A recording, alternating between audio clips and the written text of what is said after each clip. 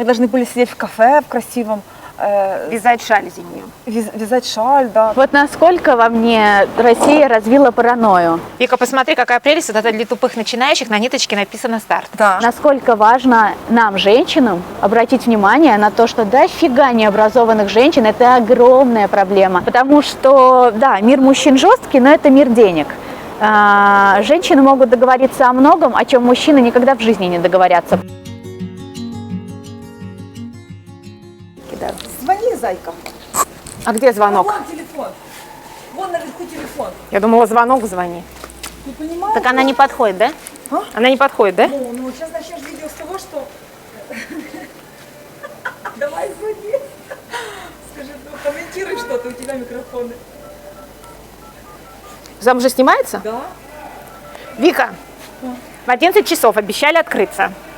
Время 11:29. К телефону они не подходят, мастерская закрыта, вязать шаль мы не будем. У нас срываются все планы. Скоро зима. Да. Вот это октябрь такой теплый. Но скоро у нас будет ноябрь и декабрь. Будет зима, нужна зимняя шаль. Шаль. Мастерская, где продают фурнитуру для творчества, закрыта, извиняюсь. Египетское время, да? Египетское время. Как Ну они все. на работу Зима отменяется. Дорогие друзья, здравствуйте, доброе утро. Мы должны были сидеть в кафе в красивом. Вязать шаль зимнюю. Вязать шаль, да, так вот я себе представляла, как вы нас увидите. А сидим на ступеньках где-то. Я еще вчера вечером зашла к ней, говорю, вы когда во сколько открываетесь? Она говорит, в 11. Я говорю, точно? Она говорит, точно. Не, я вообще думала, что нам для всей картинки будет не хватать только глинтвейна. Вот такая приближающаяся зима, мы вяжем шаль, все так романтично. Не, оказалось, глинтвейн это были мелочи жизни, тут просто закрыто на улице все мастерские. Все. Все опущены, все жалюзи, портной, фурнитура, спицы, парикмахерская, прачечная. Так что вот тут такая жизнь, имейте в виду, что это все будет раздвигать вашу психику в разные стороны. И будет раздвигать ваш день световой до 11-12 часа ночи, все будет смещаться к Ой, ночи. проедет? Дорогие зрители, египтянку ждать сегодня не стали, пошли к украинской хозяйке магазина, это надежнее, стабильнее. Это если сказали открыто, это открыто. Вот мне еще нравится вот этот, у нас же зима такая все-таки у нас же условная зима. Да, красиво. Бери, блондинка, вон тот. Вот этот, да? Да, бери. Ну давай вот этот, да. Берем. Любочка, Берем. подбери нам крючок. Хорошо. Вика, посмотри, какая прелесть. Вот это для тупых начинающих на ниточке написано «Старт». Да. Чтобы понять, с какого конца этот клубок начать использовать. Его можно... Мне уже вот это нравится. Да, Я уже полюбила. Ты представляешь? Еще написано, что это easy start. То есть Easy тяжело start. не будет. Да, О. легко, да. Ну, шикарно. Идем. Ну что ж, дорогие друзья, наконец-то мы вот добрались до двух стульчиков, можно посидеть и повязать. Ну, начнем с печенья. Чай, кошер и печенье египетские. Чай кошер, да? Да. Ты сколько тут уже в Египте живешь? 15 лет, может быть больше. ты уже не сторожил, помню. да? Я сторожил, А да. я кто? 5 лет. А ты 5 лет уже такой между, да. Между, не да? вновь понаехавший уже. Из категории вновь понаехавший ты вышла. Вышла? Это Вышла. сколько? Год? Ну, понаехавший. Ну, год точно это вновь понаехавшие. И хотя вновь понаехавшие уже через месяц думают, что они все знают. Но они все равно вновь Я понаехавшие. только поняла, что я что-то понимаю на 5-й год жизни. Кстати, вязаная кофточка, дорогие друзья, оцените. Но я знала, к кому обращаться, к профессионалам. Вам не хухры-мухры вот такой. Покажи. О, оцените мою шаль, мои дорогие подписчики. Смотрите, какая красивая шаль. Я ее, кстати, одела первый раз для того, чтобы вам продемонстрировать ее, потому что я ее связала на продажу. У меня дома столько вязаных вещей уже, что шкаф забит. Это очень объемные вещи. Нету просто места. Караул. Так что моя подруга говорит, Виктория, ну продавай уже, продавай. Все уже, как бы ты насытилась. Готово? Давай. Нет, ты взяла. Да даже ты запутала. Точно. Цепочечку видишь? Вот тут держишь и вот, ну вот видишь? Видишь?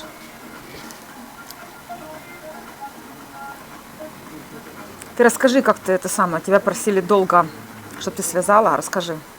Вернее, Не меня просили, ты я просила, всех да? прошу. Пожалуйста, научите Да, меня смотри, кто-нибудь, вот так, что-нибудь видишь, вязать. вот так берешь элегантно. Нет, ну смотреть это очень понятно все и просто. Сейчас, когда Да. возьмешь в руки, это же ты поймешь, что ты держишь как будто ногами. Все, вот что я беру.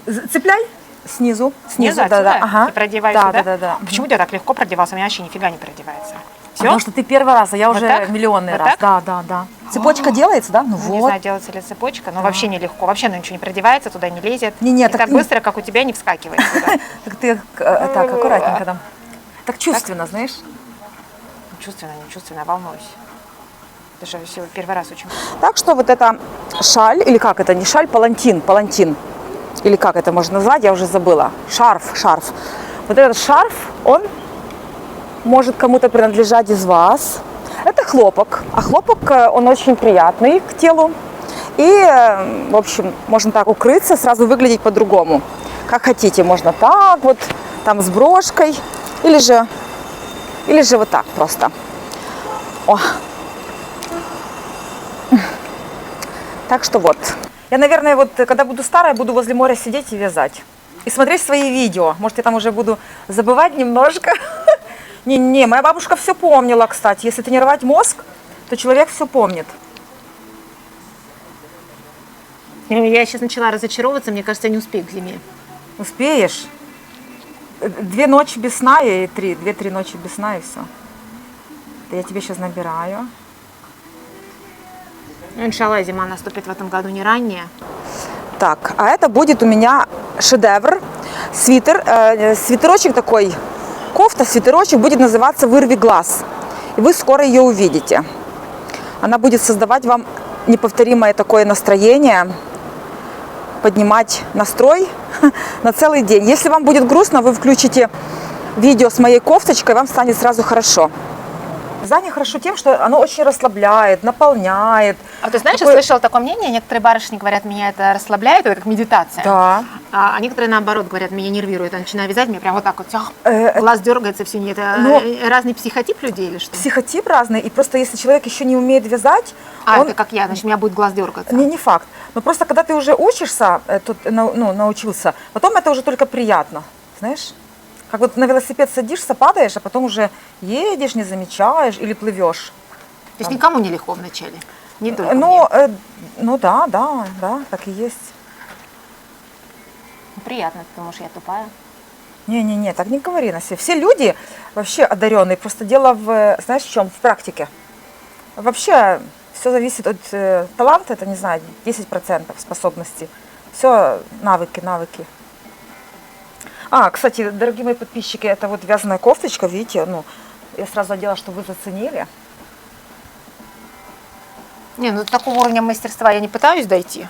Я не ставлю себе такие планки. Дойдешь потом, это все по чуть-чуть. Мне уже жизни просто не хватит, я начинаю поздно. Не говори так, хватит. Хотя я вот иногда задумываюсь о том, что, знаешь, что мне на многие вещи жизни не хватит.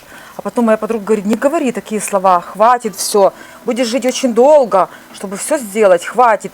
И она говорит, не программируйся так, знаешь. Так что все. Вот насколько во мне Россия развила паранойю. Со мной сидит женщина в вязаном, в которую ни в чем не заподозришь.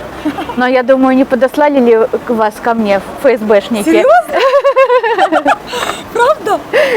Короче, я похожа на такого человека Это Россия похожа на безумную страну, в которой может быть что угодно, понимаете? Я поняла. Это может быть ребенок, собака, белка. Да? Короче, про образование и про то, что принято считать, что миром руководят корпорации. Что корпорации руководят только охлосом, но нужно повышать уровень грамотности. Потому что здесь, например, вот в Египте, вы говорите, тут мало интересных людей. Так тут несчастные люди, тут на весь город нету. Тут одна единственная библиотека. Хрен где, у Гаузета. Во-первых, все русские, которые тут были, которые уехали, видимо, еще там в 90-е и чуть попозже, это самые странные люди. Да? Да, потому что они... И, конечно, в общем, нужно образование. Я видела девочек тут, которые писать, читать не умеют. Но это же ужасно. Почему наших? В России безграмотность более-менее победили. Пусть тоже достаточно кроваво. Вот тут вот у меня есть знакомая, девушка. Она работает в отеле там кем-то, не какой-то большой должности, но тем не менее. Она не умеет писать и не умеет читать. И тут очень часто женщины не умеют читать и писать. Вообще в арабском мире много женщин не умеют писать и читать. И я еще раз хочу сказать, насколько важен феминизм, насколько важно нам, женщинам, обратить внимание на то, что дофига необразованных женщин – это огромная проблема. Все, что следует из этого, женщина воспитывает нового человека.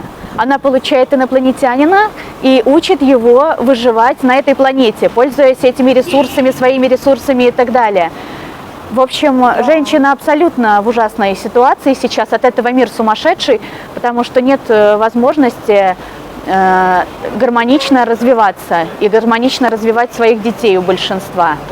Нужно делать праздник из жизни человека, невозможную ценность из жизни человека, давать человеку всевозможные знания, которые ему доступны. Все. Это все, на чем мы должны быть сконцентрированы. И это пусть скажут многие теории, кто за теории корпорации, что это невозможно, но это может делать каждая женщина. Это сейчас делает каждая женщина. У нас уже очень много возможностей у современной женщины. И мы можем, в принципе, обойтись без сопливых своим женским комьюнити. Вот. Да. Поэтому к вопросу о том, что я думаю, да я подумываю сделать в России новое женское комьюнити. Шикарно, я вас поддержу. Которое с новым манифестом, которое сделает жизнь женщины легче, ну и счастливее, хорошо бы. Вот. Потому что на данный момент, я думаю, что мужчины многие тоже поддержат. Нужно просто качнуть лодку в противоположную сторону. Вот. А вчера я рассказывала своему другу египтянину про то, как здесь египтянин ударил одну мою знакомую по лицу наотмашь. За что? Ну, ни за что, не важно за что. Важно то, что просто он был охуевший, богатенький папенькин сынок. И поэтому он так себе позволил вести, да не знаю, 30 там плюс-минус, не суть. Так себя может вести богатенький, охуевший сынок и в России, и в Берлине, и где угодно. Как бы это его персоналити. Это, знаешь что, это очень часто у этих людей, знаешь что, я изучала, откуда мудаки берутся. Мудаки берутся от того, что у них расстройство личности. То есть у них вот тут никого нет дома. Да у всех людей расстройство личности. Нужно оказывать друг другу большую психологическую поддержку. Вообще, в принципе, сконцентрироваться на психологическом здоровье. Потому что сейчас мы абсолютно с отлетевшими, мир отлетевших колпаков. Да. И все, что происходит вокруг нас, тому подтверждение. Да, но я рассказывала египтянину, классному египтянину, вот как Амар, скажи, хорошему. Мне очень интересный. Конечно, есть великолепные, образованные люди, которые очень вообще развитые, начитанные, духовные, клевые, прикольные. Конечно, их тоже очень много. Да блин, русские тоже дурные, в том плане, что если бы я жила не в Питере, а в глубинке какой-нибудь, мне бы казалось, что там все такие же, тоже поехавшие, как и тут. Это же тоже вопрос возможностей исключительно. Конечно, человек, который может себе позволить сходить вечером в театр, ему как-то полегче живется в жизни, однозначно, если у него есть такая возможность и такая потребность. И я объясняла этому египтянину, своему прекрасному другу, что в России очень легализовано domestic violence, что домашнее насилие в России процветает, и женщина не чувствует себя в безопасности. Чувствует? Не чувствует себя в безопасности. И что за последний год были приняты законы, которые поставили нас в еще более уязвимое положение. Да, это мы тоже с ним разговаривали о том, что женщины действительно нуждаются в более сохранном мире для себя, и это только наша ответственность взрослых женщин создать для себя эти условия, для себя, для своих дочерей, для своих детей, создать условия какие-то, мы можем это сделать. Потому что, да, мир мужчин жесткий, но это мир денег. Женщины могут договориться о многом, о чем мужчины никогда в жизни не договорятся, просто потому что у них нет такой функции сохранить жизнь ребенку, например. Если пообещать женщине, что в ее дом не упадет бомба, она на многое может быть способна. Вот. Поэтому я считаю, что идет эпоха будущего, эра более образованного населения и чего-то хорошего. И я думаю, что это все свершится руками женщин. Вот, благодаря этому красивому палантину я познакомилась с очень интересной девушкой, которая нам еще даст интервью. Это к чему? Это к тому, если на вас особенная одежда, то и привлекаются особенные люди, как всегда. Смотрите, что я связала, пока беседовала. Видите, квадратик уже один готов. Вот. Но на это тратится колоссальное время, поэтому вещи ручной работы, они не могут стоить дешево, потому что здесь вложены ресурсы. Мне шаль очень хочется зимнюю. Нет, Прям очень ты хочется. тренируешься дома, смотри. Я тебе Ты мне дашь домашнее задание? Да, я тебе дам, смотри. Я тебе вышлю видео, не переживай. А я потом тебе вышлю, что у меня получилось. Да. Ты не переживай, тебе вышлю еще видео, ты себе сядешь, всех прогонишь подальше от себя и сделаешь. А теперь знаешь, как разворачиваться? Смотри.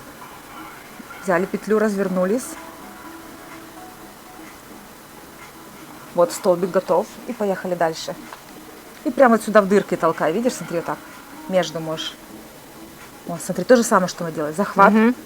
Ну, можешь про сюда. Можно сюда, как хочешь. Раз, два, еще. Захват. Дырка. Раз, раз, раз.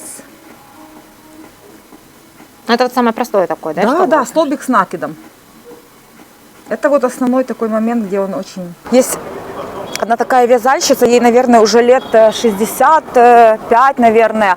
Она катается на роликах и вяжет. Красивые такие работы создает. Вот этот человек живет, понимаете, радуется жизни, живет.